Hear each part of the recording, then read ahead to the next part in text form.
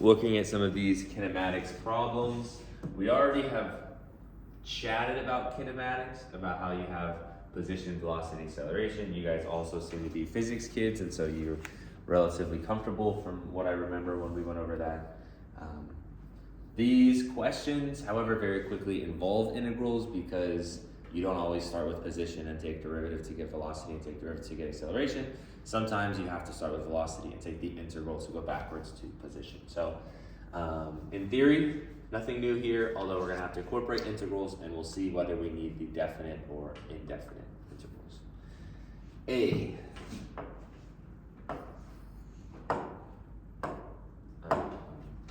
Find the acceleration of the particle at t equals 1. Up there we have our velocity. So if we're looking for the acceleration, we need to take a derivative. It's our first derivative after break.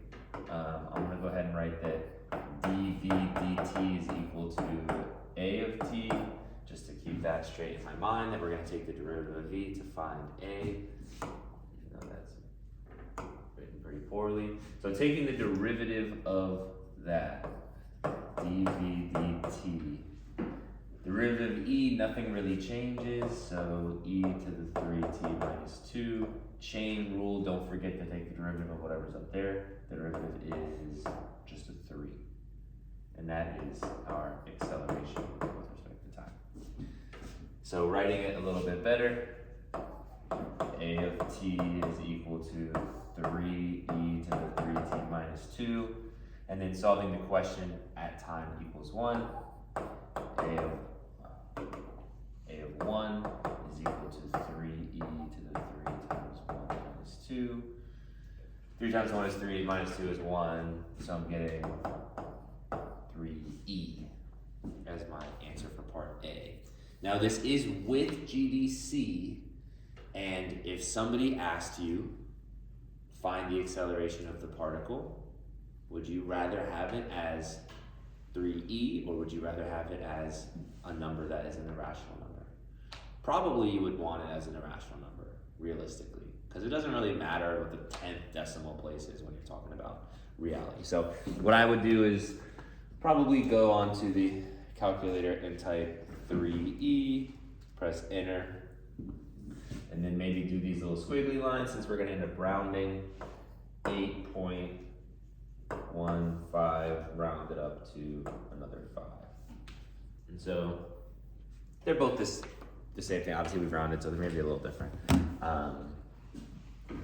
Again, when it comes to kinematics and we're doing real life stuff, unless it says like find the exact acceleration, the reality is 8 is probably a better number than 3e.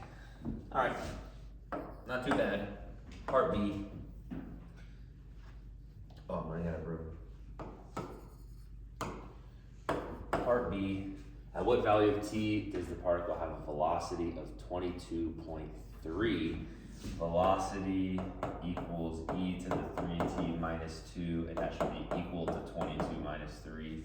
And yeah, I'm definitely not going to solve that. I'm going to want to use a calculator to figure this out. This is one of our with GDC advantages. And so how do we want to use this? What do you got?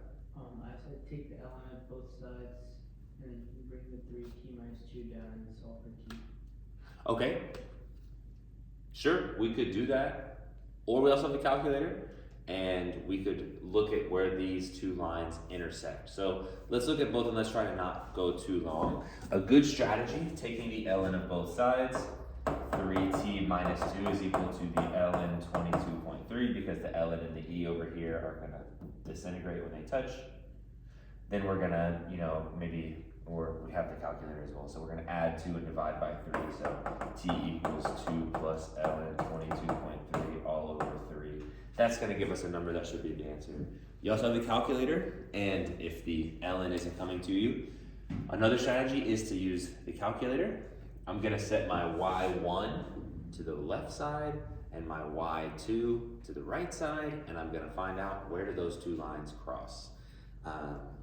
Now, the one issue we might have is in order to find where they cross, I need to look at where they cross, which means I need to be able to see where they cross. And if I just hit, zoom 6, it might not be on there where they cross. And for my calculator, yeah, when I hit zoom 6, they don't show up.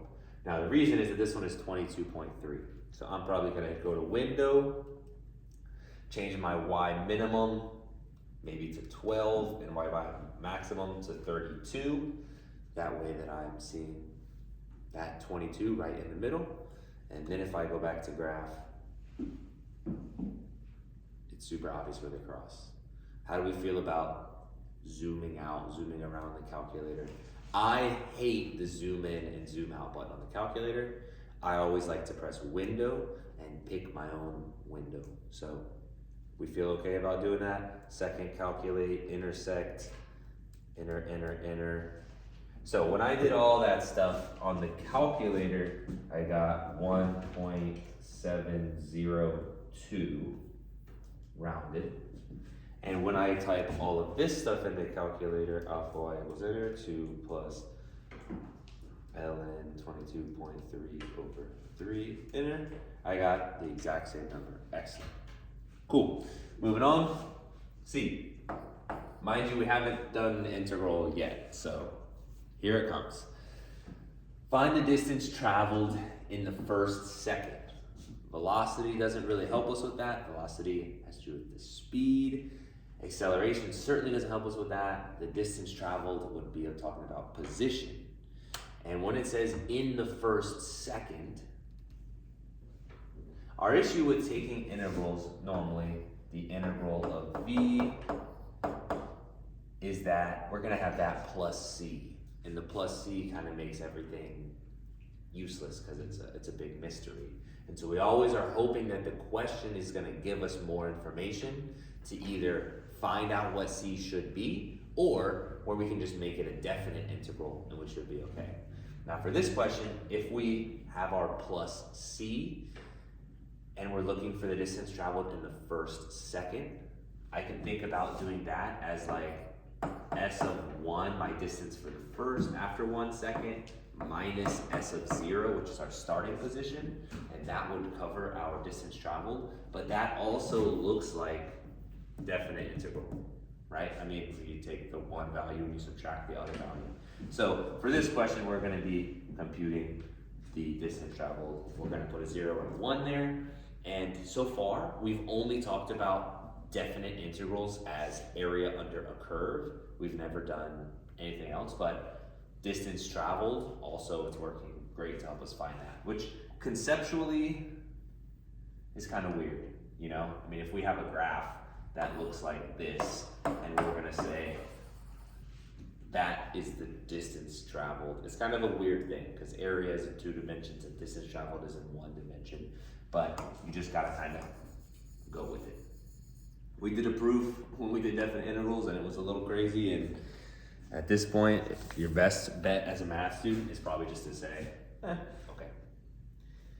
Now, we have a calculator. And when it comes to definite integrals, taking a derivative and plugging in numbers is something that the calculator should be able to do. A definite integral always gives you a number answer, like 10 or maybe 22.345, whatever. But anytime that your answer is supposed to be just a number, your calculator can probably do that. So, does anybody know how to get your calculator to do an integral for you? Math 9.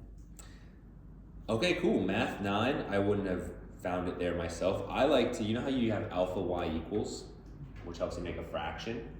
You also have alpha window, which pulls up other fancy things. And so I like to use alpha window, but yeah, sure, Math 9 works great. F integral, and then you can put in that 0 and 1. V of t, you want to make sure you grab it. It was e to the 3. When you do this, I recommend that you just use x's. You could use t's, but if you do use t's, make sure that you put the t also in the d blank position, but I like to just always use x's. When I type all that in, I'm just gonna get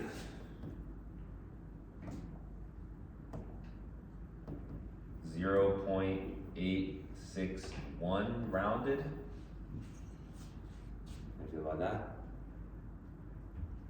I got the same. Now, if you didn't use the calculator to do the whole integral, right? You could set this up with e to the 3t minus 2 integral from 0 to 1 dt u equals 3t minus 2 du dt equals 3 du equals dt divided by 3, and then substitute everything in and get 1/3 from 0 to 1 e to the u du, and then take the integral and then plug everything in. But eventually what you're going to get is 1/3 e to the 3t minus 2, and you're going to have to type this in the calculator anyways, right? I mean, and so all that work doesn't really do all that. Now, this brings us to a little bit of an interesting part here that we need to be a little careful of, and I just want to mention it to you. I don't know that it's the best time in the world to bring it up, but that was the first time when I just did that really fast that we did u substitution and definite integrals at the same time. I'm pretty sure. Maybe there was a question on the quiz that was u sub and definite. I can't quite remember. But if we think about this, it was from 0 to 1, e to the 3t minus 2, and we said u equals 3t minus 2, and du dt equals 3, and du equals dt, and we swapped everything out, 1/3. At this exact position here, we have 1/3, okay, that's fine, 0 to 1, e to the u, and we had to change this. Remember, this used to be a dx, right? But we decided we can't have x's, because we're talking about u's. Well, these values here are also in a little bit of limbo, because those values are also x values. And we're not really in x world anymore, right? We're dealing with u's, and we shouldn't really have any x's. So, a mistake that amateur calculus students make is that they do the integral 1/3 e to the u 1/0, and they just plug in the 1 and they plug in the 0 right here. But remember, those are not x values, or sorry, those are x values, those are not u values, and they end up messing that up. Now there is another, I keep saying x, but for this question it's t, but whatever. There is another strategy that exists in calculus, okay? And that is to use this as a way to convert x numbers into u numbers. And so, just to throw this at you, instead of 0, which is for this question a t number, we can put the 0 up here. And if we put the 0 up there, 3 times 0, it becomes -2. Instead of our x bounds, we can convert them into u bounds. That 0 has become -2. We can do the same thing with the 1. We can plug the 1 in, and 3 times 1 is 3, minus 2 is 1, and so that would stay actually as a 1.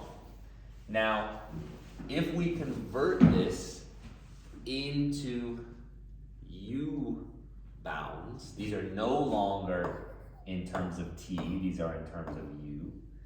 Now, we wouldn't need to re-put in the u before we put in our x's, because those have already done that. Like, we kind of already did the big step of substituting back in to then substitute in x's again. We kind of already did that step ahead of time. Now for this question, it's not super useful, but for other questions, if you had something where it had many, many terms, and it was like, 1/2 e to the 2u plus 1/2 e to the u minus 1/4, to then substitute all the x's back in, and then substitute all the numbers back in and spread it out. It can get really messy. And so, again, we've already done this question. We've already found the answer, but trading these out for u bounds, now you can just plug them right in. 1/3 e to the 1 minus 1/3 e to the -2. I just kind of want to throw you those bounds. And if I type that in, 1/3 e minus 1/3 e to the -2, I get the same exact number as well. So just the bound issue, we do have that weird slight overstep where the bounds are staying in the wrong letter. Moving on. Question 2, I've been doing a bit of talking for 5 minutes where I didn't get very far. Has anybody already looked at number 2? Waiting on me a little bit? Okay. The velocity of a moving object is given as that. No more e's for this question. When t equals 2, the displacement of the object is 8. Find an expression of s. So for this question, we're starting out with velocity, and A wants us to find s, or position, and we're going to need to use the integral. So we're looking for the integral of v of t dt, and that should give us p, or they decided to use s of t for this question. Do we want to make this a definite integral, or do we want this to make this an indefinite integral? Do we want to use the plus c, making it indefinite, or do we want to make a definite integral, giving it bounds? The best way to decide if you're worried about this is like, do you want a number answer, or do you want an equation answer, right? Your definite integral is going to give you one number. They ask for an expression, which means they don't really want bounds. They don't really want you to give them a number. They want the whole expression. So we're going to go indefinite. We're going to go with our plus c. And this one's actually a really nice question. Some generous math teacher somewhere made this up for us. Taking the integral, adding 1, and then dividing, I'm getting, zoom in a little bit more. I'm getting, here's what I'm actually getting.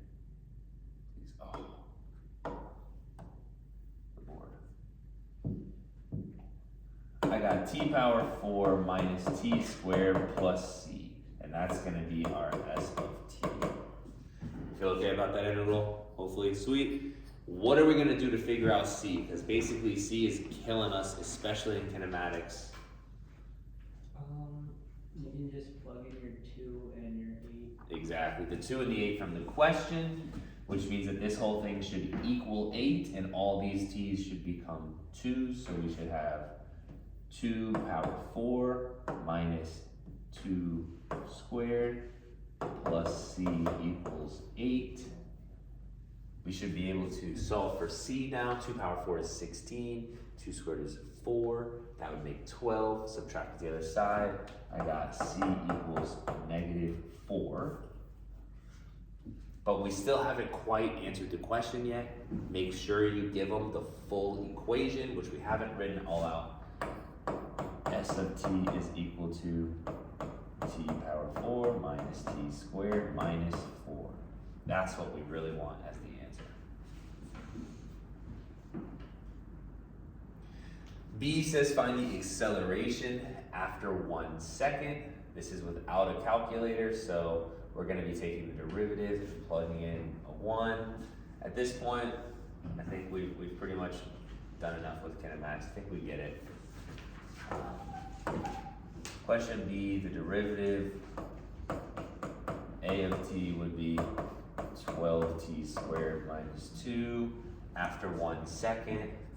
That would be 12. 1 squared is 1 times all whatever minus 2. The answer is 10. And if you want to give really good answers, then you might want to include the units and the acceleration. When we're talking about meters and seconds, should be meters per second squared. So kinematics, again, it's not really new techniques. It just maybe looks a little bit different. We're doing these longer questions. Let's skip to page 3 now. And this is going to be just definite integrals. Wait a second.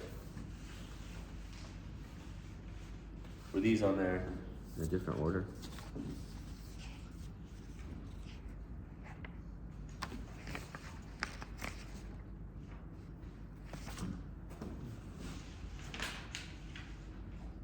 Oh, it's because okay, there we go, that makes sense. It's because I had that question in the middle where we talked about the balance. All right. This is going to be just definite integrals practice, where we see definite integrals with this IB framing. This is a without GDC question. Question 1, find the integral of 1 over 2x plus 3. This is going to be an indefinite integral because I don't have any bounds. I'm going to have a plus c on my answer. The integral of 1 over 2x plus 3 dx. I'm going to go ahead and set up a u.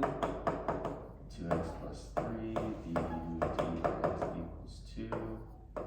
du over 2 equals dx. I'm probably just going to take this 2 and make it a 1/2 out front. 1/2 integral 1 over u du. And what is the integral of 1 over u?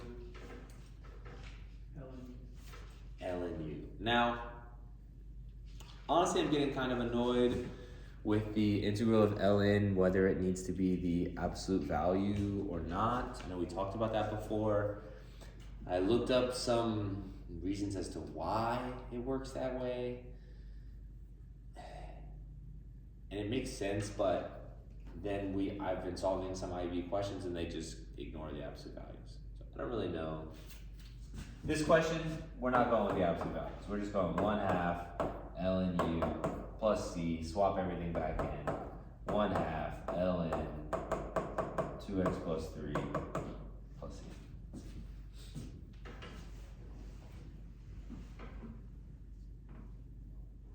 Sweet. B is almost the same exact thing. It tells us to integrate the same exact question, except for this one gives us bounds, and it tells us the answer should be ln square root p. Find the value of p. So I don't want to integrate this whole thing again. I've already integrated this question once, right? So I'm gonna skip ahead a little bit. Maybe I even put like CA. I'm gonna skip ahead all the way until I have 1/2 ln 2x plus 3. No C, I'm gonna put my bounds here from 3 to 0. Because it's the same thing, right? Instead of doing an indefinite integral, it would be a definite integral. And then I'm gonna plug in those 3 and 0, plug in those bounds. 1/2 ln 2 times 3 plus 3 minus 1/2 ln.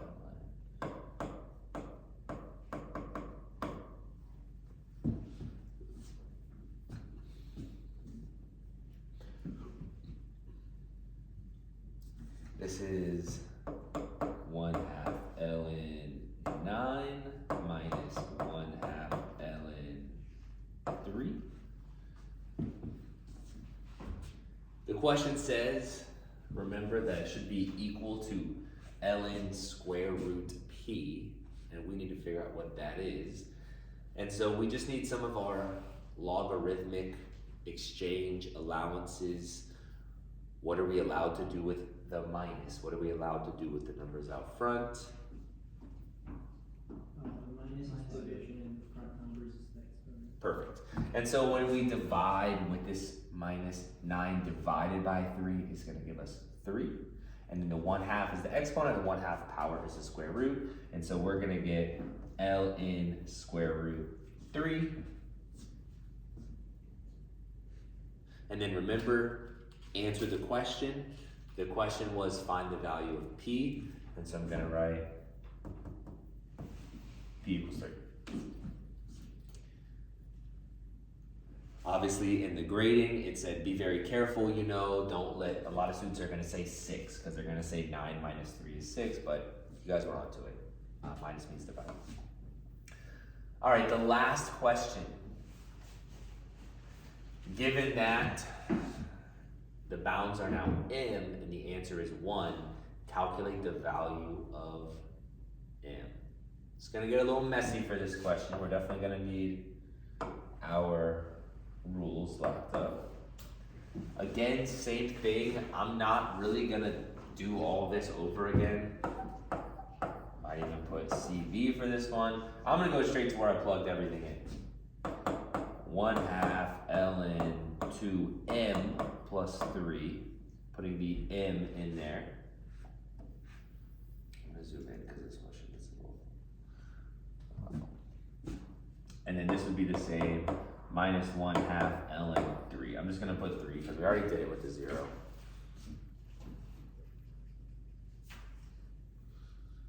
Now, this question, they told us that the answer needs to be 1. And so this is just I don't know, it's like a math analysis or maybe even like a hard algebra 2 question. How can we solve for that m? Just one piece at a time, starting to move stuff to the other side. My first thought is the 1/2. We got fractions. I don't really like to deal with fractions. I like to get rid of fractions as soon as possible. I know I can move those to be exponents, but that doesn't really make things less complicated. The good news is those are just coefficients, and so I'm just going to multiply by 2.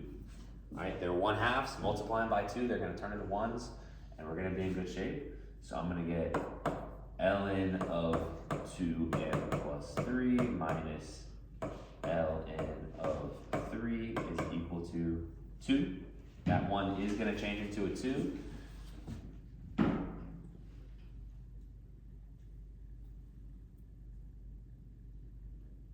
We're gonna use 2 strategies we've already talked about today. The minus means divide. Ln 2m plus 3 over 3, that means divide, is equal to 2. And then get rid of the ln. Earlier we had an e, and so we ln'd both sides, natural log both sides. This time we have a natural log, and you can do pretty much the same thing. You can put e to the power of those 2 things, and that will just evaporate your ln's. And so again, this is a little bit messy. We've had to use those ugly log rules that nobody likes, but actually they work out kind of nice. Just solve for the m. At this point, it's an algebra 1 question almost. Times 3, 2m plus 3 equals 3e squared. Subtract 3, 2m equals 3e squared minus 3. Divide by 2, m equals 3e squared minus 3 divided by 2. Now, we aren't allowed a calculator for this question, but just to finish, we have the calculator. We know how to take the the integrals using the calculator for definite integrals, and this should be now a complete piece. And on the IB test, this would be in the no calculator portion. We wouldn't be able to check, but let's check this because this is a crazy answer. So I'm gonna do, you can do Math 9 or you can do alpha window. I'm gonna put 0, and for my top bound, that's where all that crazy stuff goes. I'm gonna go alpha y equals 3e squared minus 3 divided by 2. The integral was 1 over 2x plus 3, all of that dx. Hopefully we get the answer 1, and we do.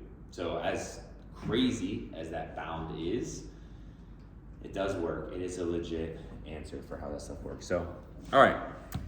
What we've done is kinematics questions and a little bit more complicated, weirdo integral questions.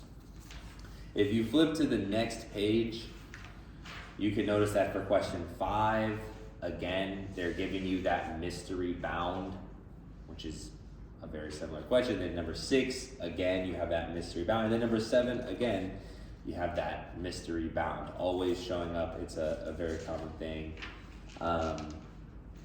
Now, I do want to point out that for question 7, it says with GDC, and it's giving you a decimal. Like, you're just going to use a GDC anyways, so take advantage of that.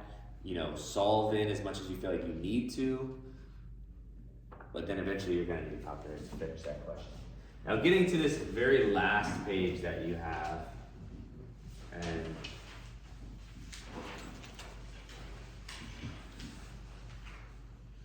this is a question that's kind of talking about, like, or a page, a set of questions.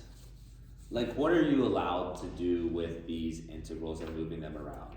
For all 3 of these questions, they haven't told you what f of x is or what g of x is. They've just told you one set of definite integrals and kind of asked you, how can you move that forward, okay? So really our one strategy is coefficients in front are allowed to be moved out front, right? So our one strategy is that the integral from 0 to 1 of 5 g of x dx, you're allowed to take this 5 and just put it out front. And then if you know the value of this, it would just be 5 times whatever that was, okay? Now our other integral strategy is if this 5, if you have any kind of plus, again, it has to be a plus of 2 separate functions, then you're allowed to split the integral here and do the integral from 0 to 1 of g of x dx plus a second integral of 0 to 1 of 5 dx. So if you have that plus, like if you look at 8 part 2, you have that plus 4. You might think, I don't really know how that works. The reality is, split it up. We know what this piece is, and this piece should be pretty easy. Now let's talk about why kind of that works.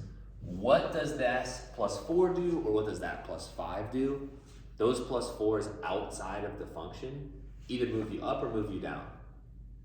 And so if you think like, okay, we've got a function and we're trying to calculate it like this.